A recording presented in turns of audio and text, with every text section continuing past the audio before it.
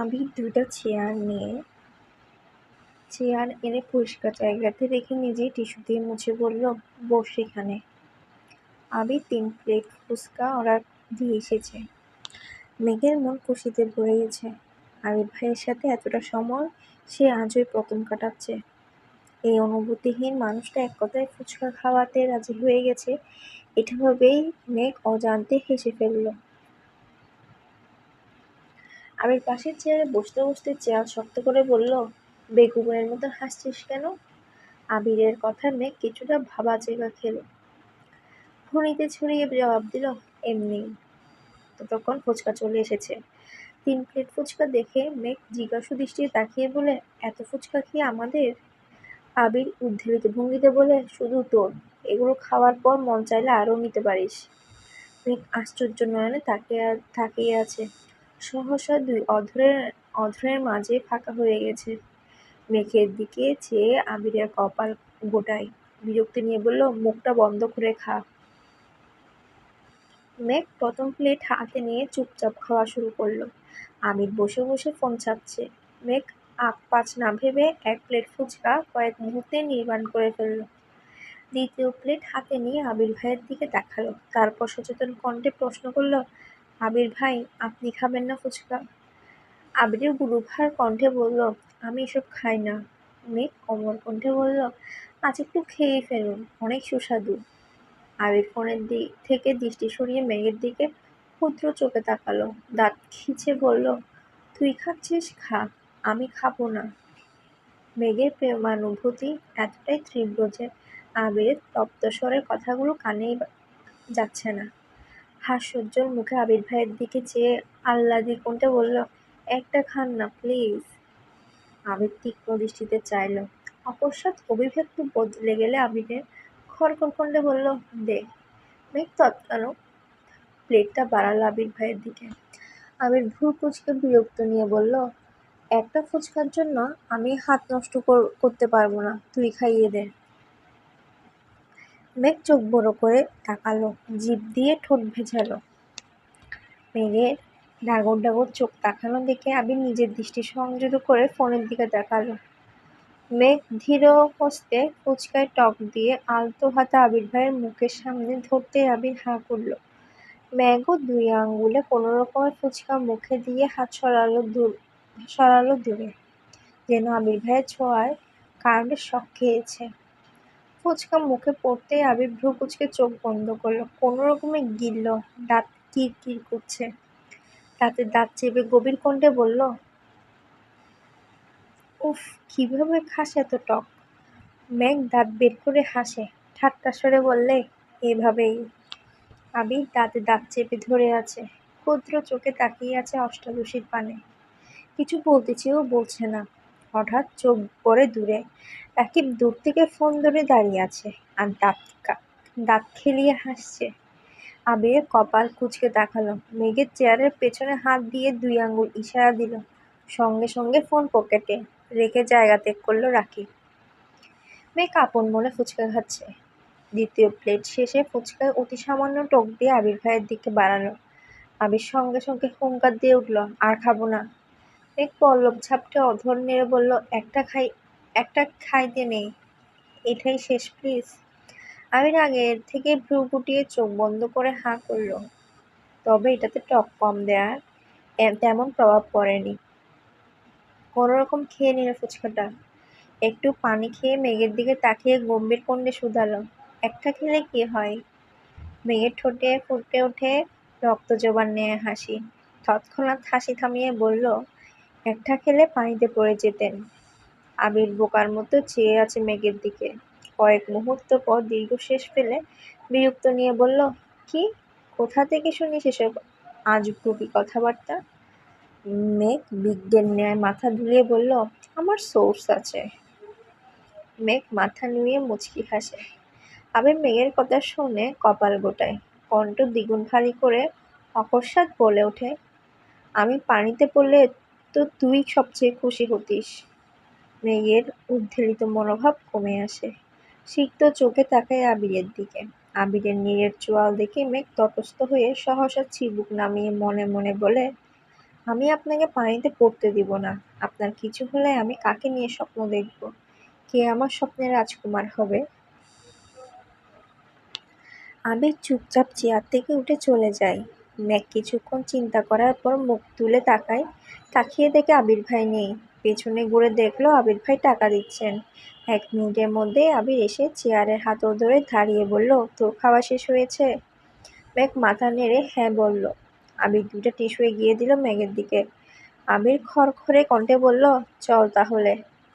মেঘ উঠে আবির ভাইয়ের পিছন পিছন হাঁটে। বাইকের কাছে গিয়ে আবির মেঘের দিকে একটা শপিং ব্যাগ এগিয়ে দেয়। মেঘ হাতে নিতে নিতে বলে, কি এখানে? মিম আর আদির জন্য নিয়েছি, জবাব দিল আবির। মনের ভেতরের মুগ্ধতা মেঘের ঠোঁটের কোণে ভেসে উঠল। আবির ভাইকে সে কখনোই বলতে পারত না মিম আর আদির জন্য নেওয়ার কথা। মেঘকে যে খাওয়াতে এনেছে এটাই অবাক কাণ্ড। আবার তাদের জন্যও নিচ্ছে। মেঘ বিড়বিড় করে বলল, বাহ আবির ভাই। আবির চোখ পাকিয়ে তাকালো হালকা স্বরে, ধমকে উঠল, এই মেয়ে, উঠবি? মেঘ সঙ্গে সঙ্গে আবির দিকে তাকায়। স্বাভাবিক হয়ে উঠে বসে বাইকের ব্যাক সিটে। বাসার সামনে নামিয়ে দিয়ে আবির চলে যায়। মেঘ খুশিতে গদগদ হয়ে মিম আর আদির কাছে যায়। আবির মসজিদে মাগরিবের নামাজ পড়ে বাইকে স্টার্ট দেয়। একেবারে এসে থামে বন্ধুদের আড্ডার মহলে। রাকিব আর রাসেল আড্ডা দিচ্ছিল। মোবারক আর লিমন এখনো আসেনি, রাস্তায় আছে মনে হয়। আবির বাইক থেকে নামতে নিলে রাকিব দাঁত খেলিয়ে হাসতে হাসতে জড়িয়ে ধরতে যায় আবিরকে। আবির বাইক থেকে নেমেই 2 থেকে 3 ঘুষি বসিয়ে দেয় পেটে। ঘুষিগুলো এত জোরে না লাগলেও রাকিব কিছুটা নত হয়ে যায়। রাসেল বসা থেকে উঠে দাঁড়িয়ে আঁতকে উঠে বলে, কি হয়েছে তোদের? রাকিব কিছুটা স্বাভাবিক হয়ে বলে, উফ, এমনে কেউ মারে? আবির রাগান্বিত কণ্ঠে বলে, তোর যেমন মুখ বেশি চলে, আমার তেমনই হাত বেশি চলে। রাসেল পুনরায় শক্ত কণ্ঠে বলল, আরে হইছেটা কি, বলবি আমায়? রাকিব হাসতে হাসতে জবাব দিল, আর বলিস না, আবিরকে বিকালে ফুচকার দোকানে দেখে আমি পুরাটাই টাসকি খাইছি। যে আবির এত বছরে ফুচকার দোকানের আশেপাশে যায়নি, সে কেন ফুচকার দোকানে আসছে আমার জানতে হবে না?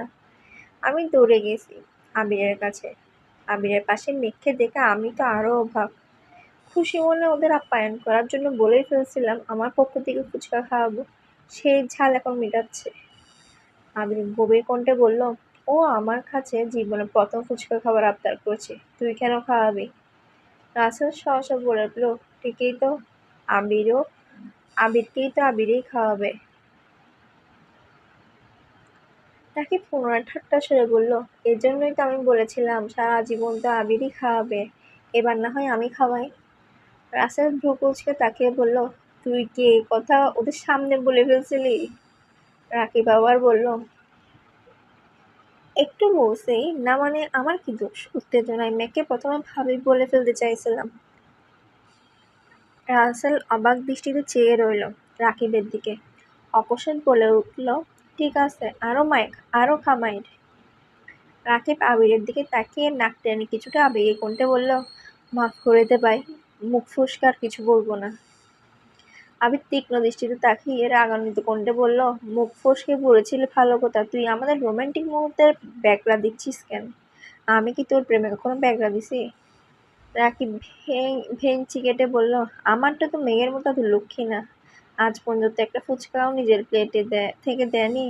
আমাকে বরং আমার প্লেট থেকে আরো নিয়ে নেয়। আবির তীক্ষ্ণ দৃষ্টিতে তাকায়। কিছু বলার আগে রাকিব পুনরায় বলা শুরু করলো, মেঘ তোর জন্য সারাদিন না খেয়ে বসে থাকতে পারে, আর আমারটা এক গামলা খেয়েও তারপর আমার সাথে ঝগড়া লাগে। যদিও ঘুরতে নিয়ে যাই, বাসা থেকে বের হয়ে সে আগেই ফুচকা চটপটি হালিম খেয়ে নেয় একা একা, তারপর আমার সাথে দেখা করতে আসে। আমি যেখানে নিজে শান্তিতে প্রেম করতে পারি না, সেখানে তোকে কেমনে করতে দে? আবির কপাল গুটিয়ে ক্ষুদ্র চোখে তাকিয়ে আছে রাসেলের। সহসা বলে, রাকিব কি করছিস তুই? রাকিব আবারও শুরু করলো। এবার হাসির মাত্রা দ্বিগুণ বেড়ে গেছে। হাসতে হাসতে বলল, রাসেল, তোকে তো একটা জিনিস দেখানো হয়নি। আয় বস, একটা OMG জিনিস দেখাই তোকে। আবিরের দিকে তাকিয়ে পুনরায় দাঁত খেলিয়ে বলল, আয় নিজের কুকীর্তি দেখে যা। তিন বন্ধু চেয়ার টেনে বসেছে। এর মধ্যে মোবারক আর লিমনও এসেছে। পাঁচজনই চেয়ারের কাছাকাছি এনে বসেছে। আবির ভেবেছিল ছবি দেখাবে, তাই এতটা মনোযোগ দেয়নি। কিন্তু রাগিব একটা ভিডিও অন করলো। পেছন থেকে ভিডিও করছে। মেঘের হিজাবের কারণে মুখটা তেমন ভাসেনি, কিন্তু আবিরের মুখের একপাশে স্পষ্ট বোঝা যাচ্ছে। মেঘ আবিরকে মুখে তুলে ফুচকে খাইয়ে দিচ্ছে। এতটুকু দেখেই মোবারক আর রাসেল চিৎকার দিয়ে ওঠে, আবির তুই ফুচকা খাইছিস? লিমন অতর্কিত কণ্ঠে বলল, আবির তুই এক মেয়ের পাশে বসে ফুচকা খাচ্ছিস, তাও মেয়ে খাইয়ে দিচ্ছে। রাসেল এবার হাস্যোজ্জ্বল মুখে বলল, এটা এক মেয়ে না রে, আমার জীবনের একমাত্র মেয়ে। মোবারক আবিরের দিকে চেয়ে সহসা বলে ওঠে, মেঘ নাকি? নাম শুনেছিলাম, উনি কি সে? আবির শুধু উপরের নিচ মাথা নাড়ায়। লিমন অভিযোগের কণ্ঠে বলল, এটা আমি মানতে পারলাম না। সেদিনও ও তোকে কত জোর করলো ফুচকা খেতে, চেপে ধরেও তোকে খাওয়ানো গেল না, আর আজ? রাকিব দাঁত কেলিয়ে এসে বলল, মেঘ কিছু বললে আবার না করতে পারে না। তিন বন্ধু অবাক চোখে তাকিয়ে রইল আবিরের দিকে। রাসেল সহসা বলে উঠলে, তুই তো টক খাস না জীবনেও, ফুচকা কেমনে খেলি? আবির মুচকি এসে জবাব দিল, শুধু টক কেন, ও আমায় বিষ দিলেও আমি সেটা চুপচাপ খেয়ে নিব। চার বন্ধু এবার বিস্ময়কর দৃষ্টিতে আবিরের দিকে তাকালো। কয়েক মুহূর্তে সবাই ছাওয়া চাওয়াই করলো। মোবারক হাসি মুখে বলল, বিয়ে কবে খাচ্ছি বন্ধু? আবির ঠাট্টার স্বরে বলল, আর বিয়ে?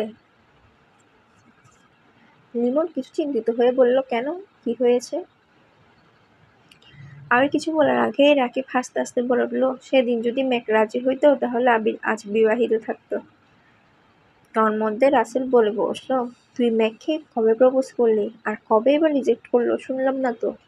আবির চোখ মুখ গোটালো, তীক্ষ্ণ দৃষ্টিতে চাইল রাসেলের দিকে। রাকিব পুনরায় বলল, আরে দূর, প্রপোজ না। আবির মেঘকে বলেছিল তুই পড়াশোনা না করলে বাদ দে, করতে হবে না আর পড়াশোনা। কিন্তু মেঘ বেচারি বুঝলই না, বলে বসলো পড়াশোনা করব। ইমন কিছুটা ভেবে বলল, পড়াশোনা না করলে কি করতুই? আবার দাঁত খিচে বলল, পড়াশোনা না করলে 1 ঘন্টার মধ্যে কাজে এনে বিয়ে করে ফেলতাম। রাসেল সশব্দে হেসে উঠল আর বলল, মেঘ যদি রাজি না হতো? আবির রাগান্বিত কণ্ঠে জবাব দিল, জোর করে বিয়ে করলে রাজি কি আবার? লিমন, মোবারক আর রাসেল এত বেশি জানে না। রাকিব আবিরের সব কিছু জানে। রাকিবের সাথে রাসেল চলাফেরা করাই রাসেল টুকটাক জানে। লিমন দাঁত বের করে ঠান্ডা কণ্ঠে শুধালো, বিয়েটা তো মেঘকে বলেও করতে পারিস, তাহলে তো আমরাও বিটে খেতে পারি, আর তোর বউ বিয়ের পরে পড়াশোনা করতে পারে। আমি দীর্ঘশ্বাস ফেললো, কণ্ঠ খাদ্যে নামিয়ে বলল, এ কাজ আমি কখনোই করব না। মোবারক প্রশ্ন করল, কেন?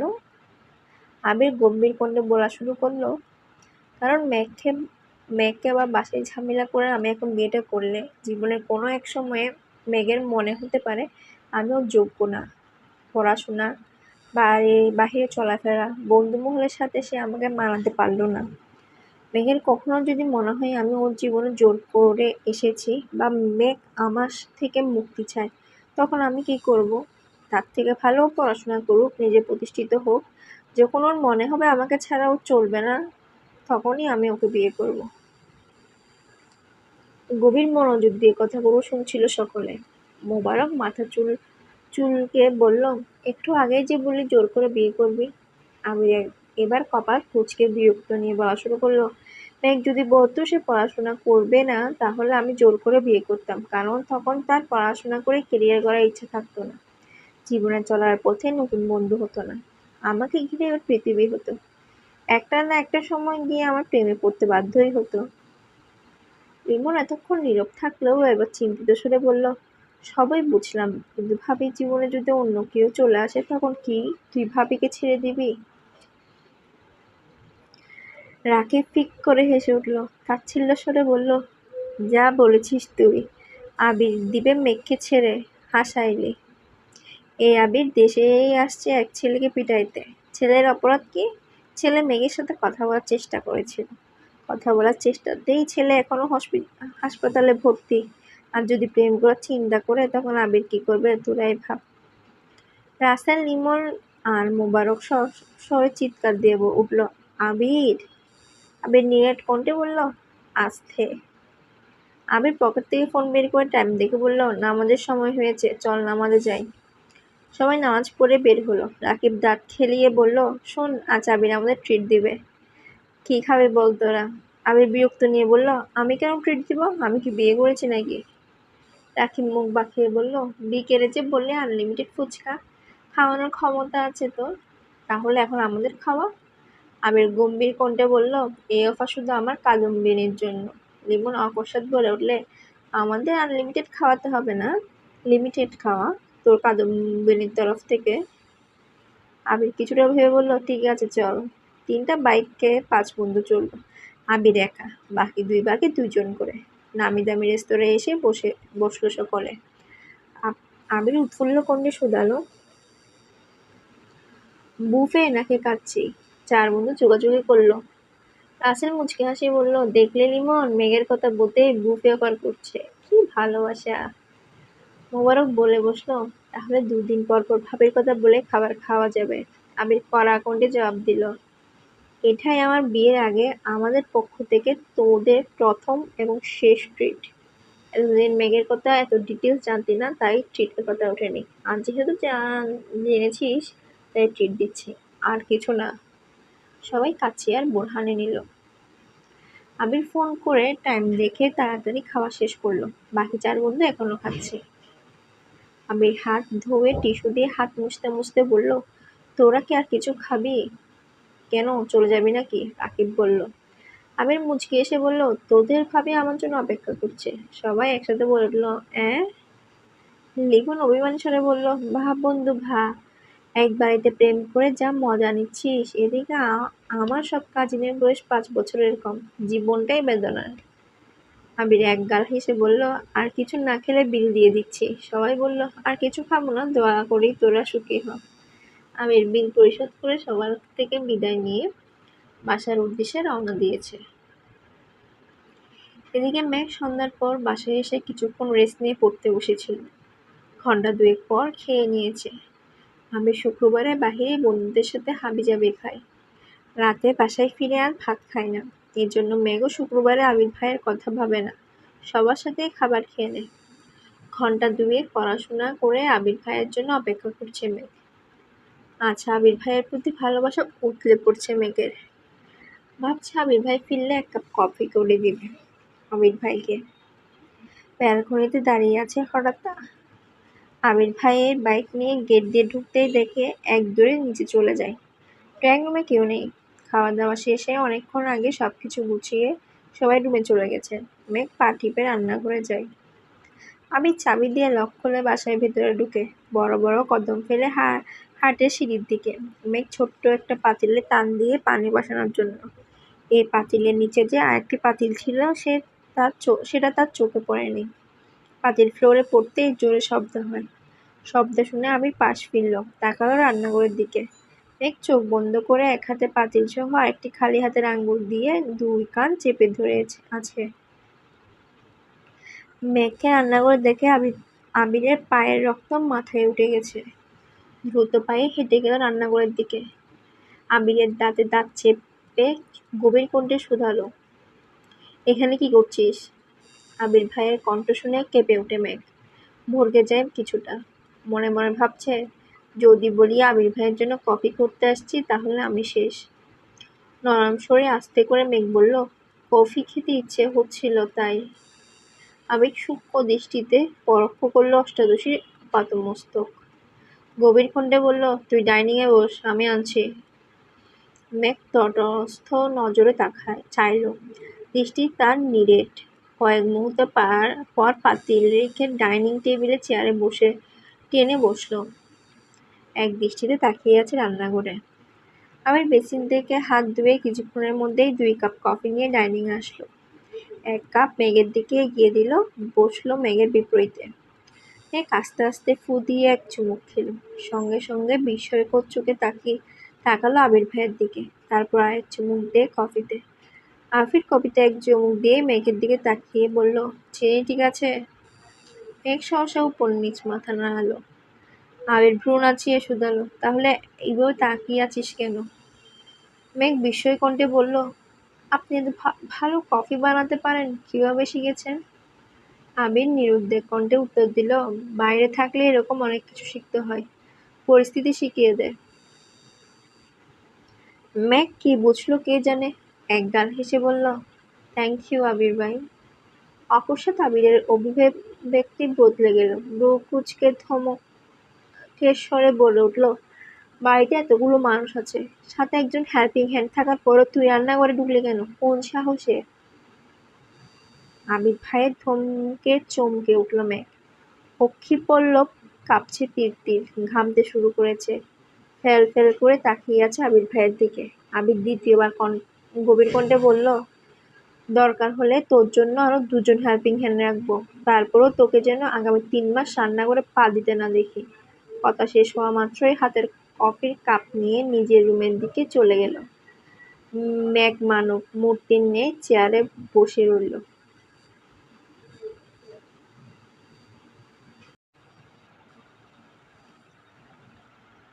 আবির গভীর রাতে মেঘের দরজায় ডাকছে।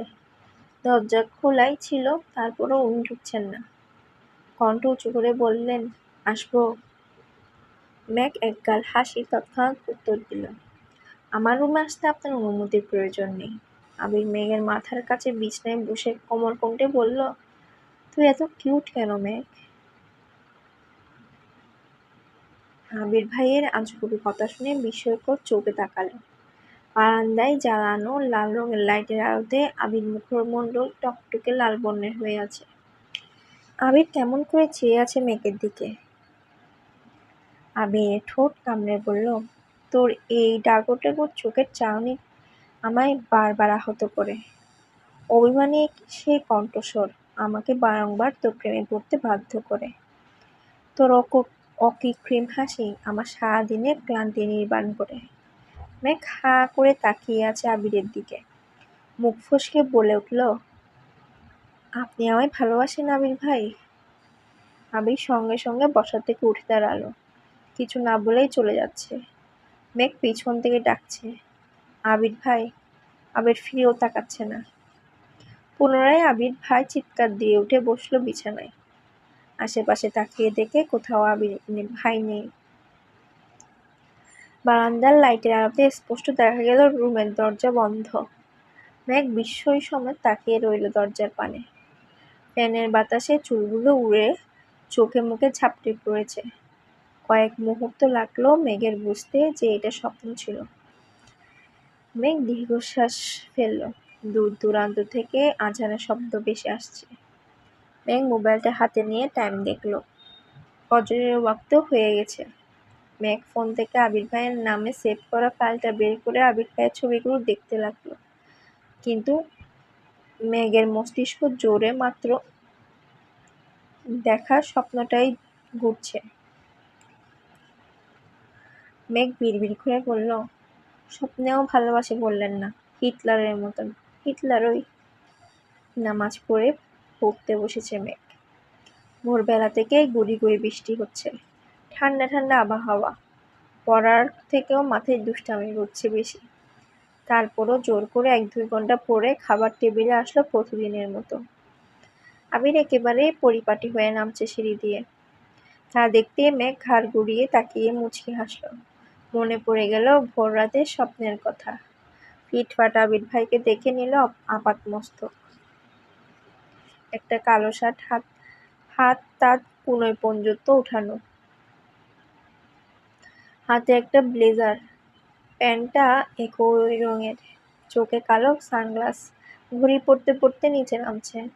দ্রুত পায়ে এগিয়ে আসলেন ডাইনিং এর দিকে। মেঘ তখনও অভিভূতের ন্যায় চেয়ে আছে আবির ভাইয়ের পানে। আর গুনগুন করে গান গাইছে, কালো সানগ্লাসটা কেন এত সুখ, হে যুবক। দৃষ্টি যেন সে রাসপুতিন। খুন হয়ে যায় আমি প্রতিদিন, নাম ধাম জানি, সাথে তার সব কিছু, তবুও নিলাম আমি তার পিছু। আবির কাছাকাছি এসে সানগ্লাস খুলে কপাল গুটালে, কিন্তু মেঘের হুঁশ নেই। আবির গলা খাঁকিয়ে বলল, কি হয়েছে তোর? মেঘ একটু নড়েচড়ে উঠল, গান থামিয়ে কণ্ঠ খাদেন নামিয়ে জবাব দিল, ব্লেজার পরলে আপনাকে কেমন লাগবে সেটাই ভাবছি। আবির পুনরায় সানগ্লাস চোখে দিল, কোনোয় পর্যন্ত তুলা হাত নামিয়ে সঙ্গে সঙ্গে ব্লেজার পরে নিল। মেঘ উচ্চস্বরে বলল, মাশাআল্লাহ, কার নজর না লেগে যায়। অকস্মাৎ মেঘ চেয়ার থেকে উঠে আবির ভাইয়ের কাছে গিয়ে দাঁড়ায়। আবির ভ্রু কুঁচকে চাইল। মেঘ সহসা আবিরের ডান হাতের কনিষ্ঠ আঙুলে হালকা করে কামড় দেয়। আবির নির্বাক চোখে তাকিয়ে অষ্টাদশীর কাণ্ড দেখছে। এক সেকেন্ডের মধ্যে মেঘ দূরে সরে গিয়ে চেয়ারে বসে পড়ে। নিজের কর্মকাণ্ডের প্রতি এখন নিজেরই রাগ হচ্ছে। আবির ভাই কীভাবে রিয়েক্ট করবে আল্লাহই জানে। মনে মনে ভীত হচ্ছে অষ্টাদশী। আবির স্বাভাবিকভাবে হেঁটে মেঘের বিপরীতে বসতে বসতে গম্ভীর কণ্ঠে প্রশ্ন করল, সুন্দর লাগলে বুঝি ছেলেদের আঙ্গুলে কামড় দিস তুই? মেঘ চমকে উঠে তাকায় আবির ভাইয়ের দিকে, সঙ্গে সঙ্গে মাথা নেড়ে ডানে বামে অভিমানী সুলভ বলে ওঠে, মিম ছাড়া কারো আঙ্গুলে কামড় দেয় না। আবির কিছু বলার আগেই হালিমা খান খাবার নিয়ে হাজির হলেন। এক গাল হেসে বললেন, কি ব্যাপার, দুই ভাই বোন আজ গল্প করছে নাকি? আবিরকে দেখে পুনরায় বললেন, মাশাআল্লাহ, তোকে খুব ভালো লাগছে। ততক্ষণে আস্তে আস্তে সবাই টেবিলে আসতে শুরু করেছে। ইকবাল খানও এসে আবিরকে দেখেই বললেন, মাশাআল্লাহ আবির, তোকে তো অনেক সুন্দর লাগছে। এতদিনে তোকে সিইও মনে হচ্ছে। তোর লুকে আজকে মিটিং জমে যাবে। আলী আহমদ খানও ছোট্ট করে বললেন, মাশাআল্লাহ। মোজাম্মেল খান চেয়ারে বসতে বসতে বললেন, ভাইজান, আবিরকে বলা দরকার না কথাটা? আলী আহমদ খান এক সেকেন্ড থেমে বলে উঠলেন, ও হ্যাঁ, আমার তো মনেই ছিল না। আবির নিরেট কণ্ঠে প্রশ্ন করল, কি হয়েছে? আলী আহমদ খান সহসা বললেন, তোকে একটু রাজশাহী যেতে হবে 4-5 দিনের জন্য। আবির 2 আঙ্গুল দিয়ে কপাল আলতো করে ছুঁয়েছে, সাথে এক পলক মেঘকেও দেখে নিয়েছে। মেঘ মনোযোগ দিয়ে খাবার খাচ্ছিল, তবে এ কথা শুনে মুখে খাবার নিয়ে চোখ গোল গোল করে তাকিয়ে আছে আবিরের পানে।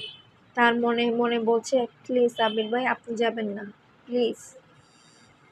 আবিরের বাবার দিকে এক নজর তাকালো, তারপর মাথা নিচু করে বলল, আমি এখনো কোথাও যেতে পারবো না। মোজাম্মেল খান অকস্মাৎ বলে উঠলেন, কেন? আবির মনে মনে বলল, আমি দূরে গেলে কারো খাওয়া বন্ধ হয়ে যায়, রাতে ঘুম হারাম হয়ে যায়। সহসা গলা খাঁকড়িয়ে দিয়ে গম্ভীর কণ্ঠে আবির বলে উঠল, আমার অফিসে কাজ আছে, 1 সপ্তাহ পর অফিস শুরু হবে। এই অবস্থায় সবকিছু ফেলে আমি কোথাও যেতে পারবো না। মোজাম্মেল খান এবার আলী আহমদ খানের দিকে চেয়ে বললেন, তাহলে কি আমি যাবো ভাইজান? আলী আহমদ খান কিছু বলার আগে পুনরায় আবির বলে উঠল, কাউকে যেতে হবে না। আমার পরিচিত লোক আছে, আমি এখান থেকে কাজ করাতে পারবো। তারপর যদি সমস্যা হয় তখন তোমাদের আমি জানাবো। তবে আগামী 2-3 মাস আমি কোথাও যাব না, এটা বলে রাখলাম। চট্টগ্রামের কাজ মোটামুটি শেষ করে আসছি, সিলেটের কাজও কাকামুনি শেষ করে এসেছেন। রাজশাহীটা আমি দেখছি, তোমাদের যেতে হবে না। মেঘ নিঃশব্দে হাসছে, সবাই চুপচাপ খাবার খাচ্ছে। আবির খাবার শেষ করে উঠে যাবে তখন ইকবাল খান ডেকে উঠল, আবির, বাহিরে বৃষ্টি, বাইক নিয়ে বের হইছিলাম, আমি খাবার শেষ করে তোকে নিয়ে যাব, একটু বস। আবিরও বাধ্য ছেলের মতন সোফায় বসে রইল।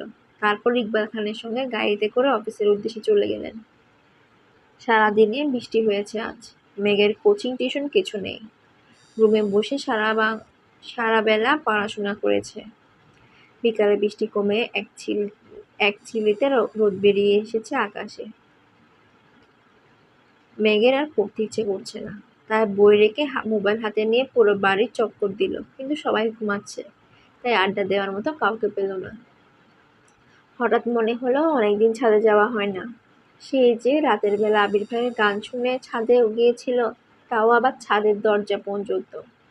তারপর থেকে আর ছাদের দিকে পা বাড়ায়নি মেঘ।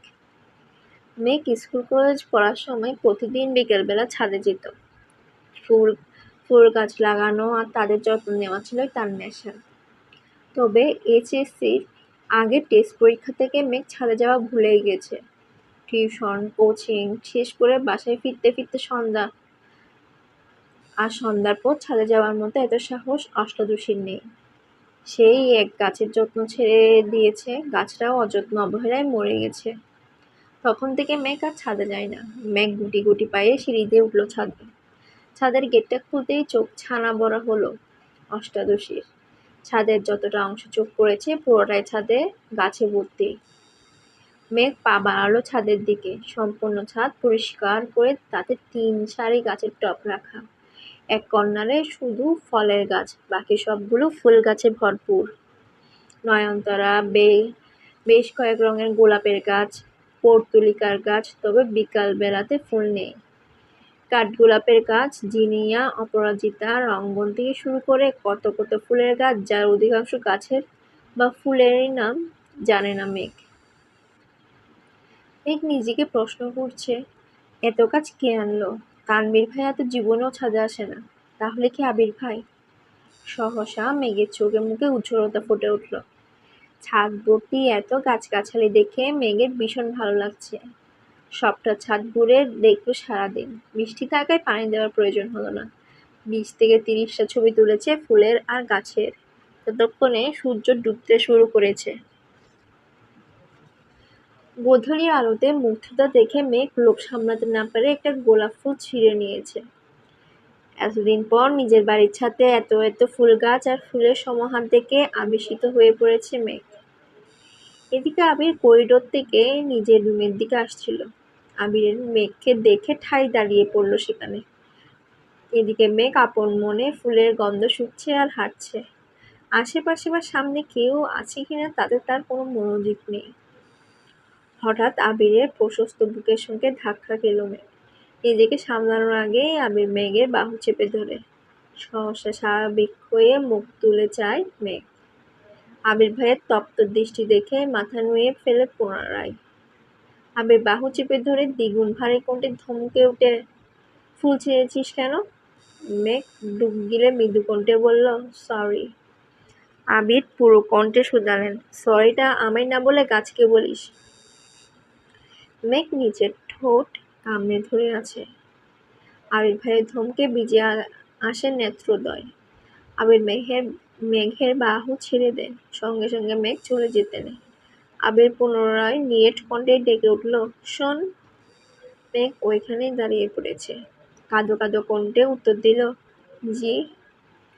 আবির এবার কিছুটা স্বাভাবিক কণ্ঠে বলে উঠল, সময় পেলে গাছগুলোর একটু যত্ন নিস, এগুলো তোরই।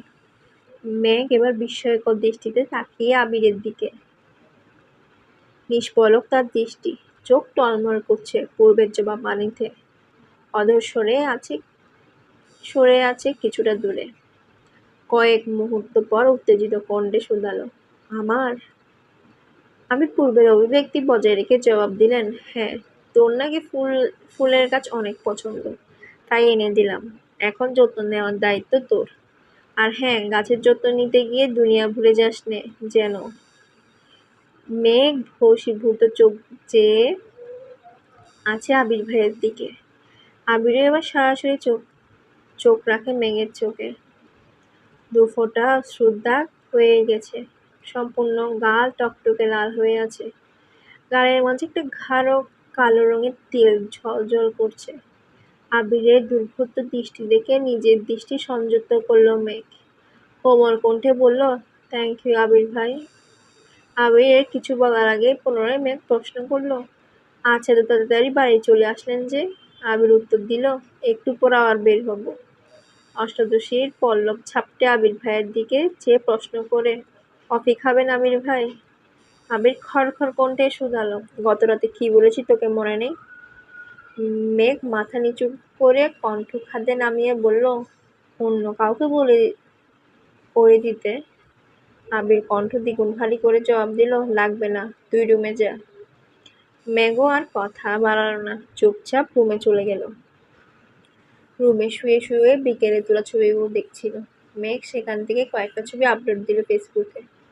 স্পেশাল গিফট, সাথে কয়েকটা লাভ ইমোজি দিল ক্যাপশনে। সন্ধ্যার পর মেঘ পড়তে বসেছে। কিছুক্ষণ পরেই ফোনে কল বেজে উঠল। বন্যা কল দিচ্ছে। তৎক্ষণাৎ রিসিভ করল মেঘ। বন্যা, আসসালামু আলাইকুম। মেঘ ওয়ালাইকুম আসসালাম। কেমন আছিস? বন্যা আলহামদুলিল্লাহ ভালো। তুই কেমন আছিস?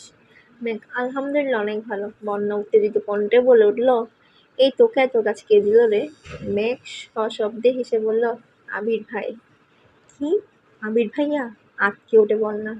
মেঘ পুনরায় বলে ওঠে, হ্যাঁ। কবে আনছেন জানি না, কিছুদিন যাবৎ মিমের রুমে কাজ চলছে। ছাদেও কাজ চলছিল, তাই আমি তেমন বের হইনি রুম থেকে। আর ছাদেও যাই না অনেকদিন যাবৎ।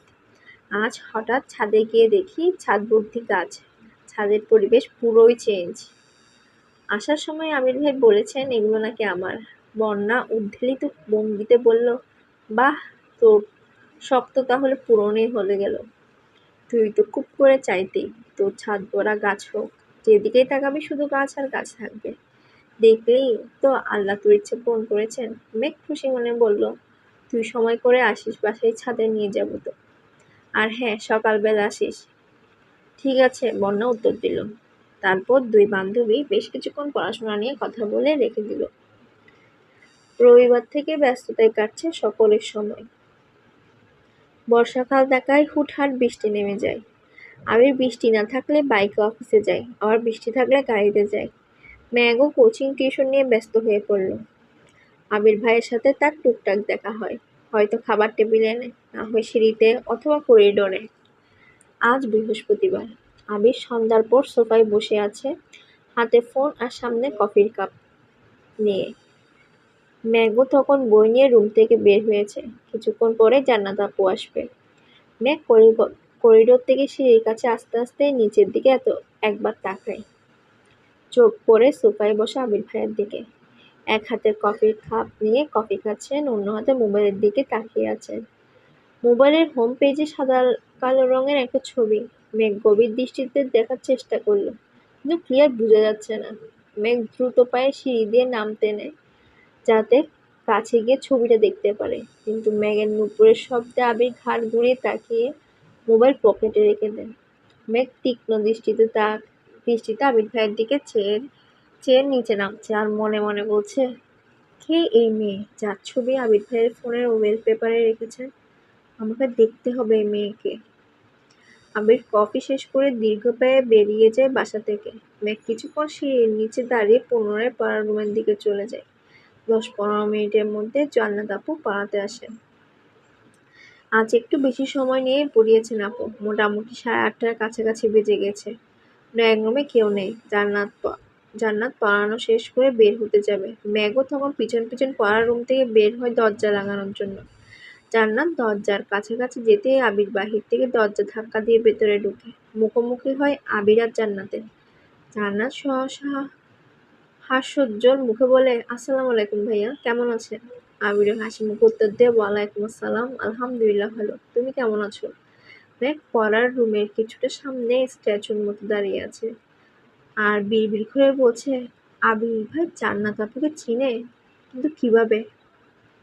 তাহলে কি আবির ভাইয়ের ফোনে তারই ছবি ছিল?